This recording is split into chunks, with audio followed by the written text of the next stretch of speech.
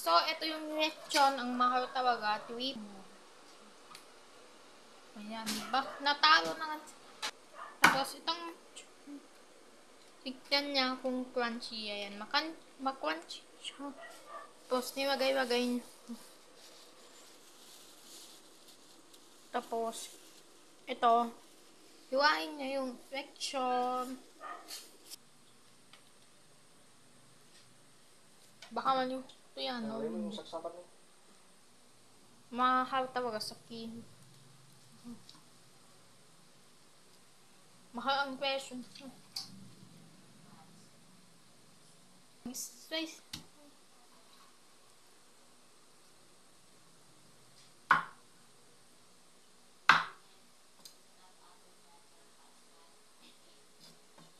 Ito, hindi pa ako nakain masyado. Tapos, hiwain.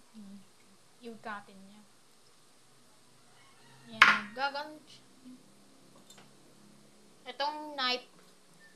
Ni Mike na tabaga. Knife. Tapos, tinikman niya yung lechon. Masarap. Tapos, hugasan niya yung chopping board wood. Yung naghigatan ng hiwa sa lechon. And then, itong kutsilyo. Tapos, tinikman niya, hiwa na tabag. Hiwa-hiwa na. O, mga ganyan. Tapos, nalagay na yung lechon. Tapos, lagyan niya. Ayan yung ulam namin sana.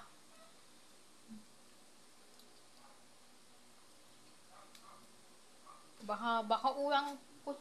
Tapos, hugas ng kamay. Tapos, itong recipe. Tapos, pinunas-punasan niya yung tapos, itong lechon. Tapos, ito na yung ito ng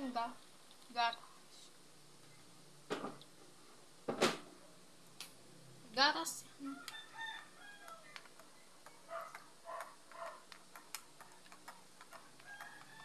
Ay, kama ko ba? Ganyan talaga pag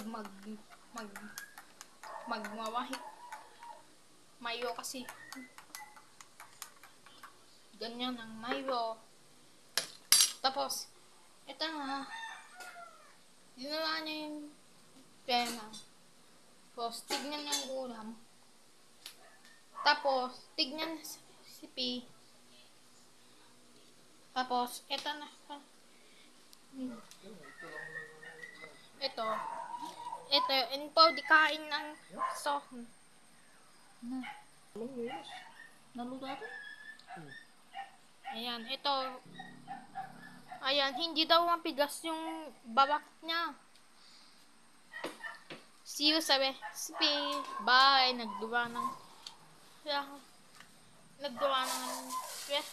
See you sa recipe. Tapos, itong bibingka.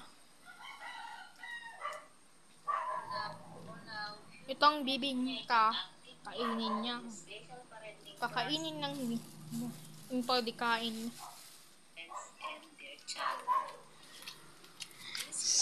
So yan, kinikiss pa ko. Tapos, itong